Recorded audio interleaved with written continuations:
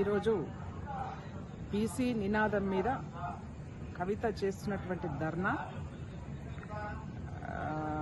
ఏదైతే ఇందిరా పార్క్ దగ్గర వాళ్ళ ధర్నా కార్యక్రమం తలబెట్టారో నిజంగా చాలా హాస్యాస్పదం.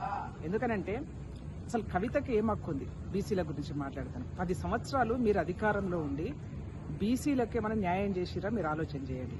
మేము ఇప్పటికి కూడా అడుగుతా ఉన్నాం, నిజంగా కవితమ్మ గారు నీకు చిత్తశుద్ధి ఉంటే, బీసీల మీద ప్రేమ ఉంటే ఫస్ట్ మీ పార్టీ అధ్యక్షుడిగా బీసీని నియమించండి.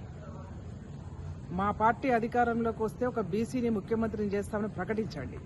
ఆ రెండు చేసిన తర్వాత నువ్వు ధర్నా చేయి. ఎందుకంటే 10 సంవత్సరాల కాలంలో మీరు దళిత ముఖ్యమంత్రి అని చెప్పేసి దళితులకు మోసం చేశారు, అన్ని వర్గాలను మోసం చేశారు, బీసీలను మోసం చేశారు. ఇవాళ మళ్ళీ కొత్త నినాదం పట్టుకొని నువ్వు ధర్నా చేస్తా ఉన్నావు.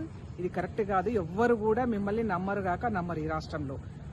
నీకు లిక్కరు కేసులో నువ్వు అరెస్ట్ అయినప్పుడే ఈ తెలంగాణ రాష్ట్ర ప్రజల యొక్క మనోభావాల్ని దెబ్బతీసే విధంగా నువ్వు చేసినటువంటి కార్యక్రమం ఏదైతే ఉందో అది ప్రజలందరూ కూడా తలదించుకునే విధంగా ఉంది. ఇవాళ మళ్ళీ అప్పుడు 33% మహిళలకు రిజర్వేషన్ అని చెప్పేసి ఒక నాటకం ఆడినావు.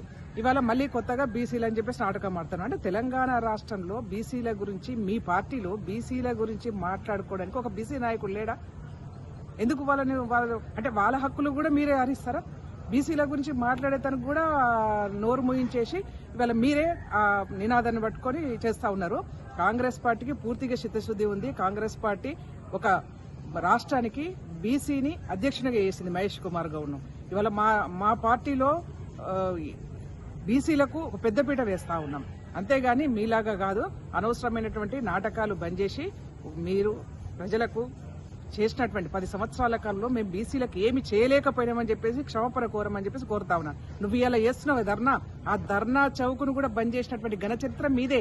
ఆ ధర్నా చౌక్ను ప్రజాస్వామిక హక్కుల్ని పూర్తిగా కాలరాసినటువంటి పార్టీ మీది. ఇవాళ నువ్వు కూర్చుంటున్నావే ధర్నా చౌక్, ఎవరు ఓపెన్ చేశారు? అది కాంగ్రెస్ పార్టీ.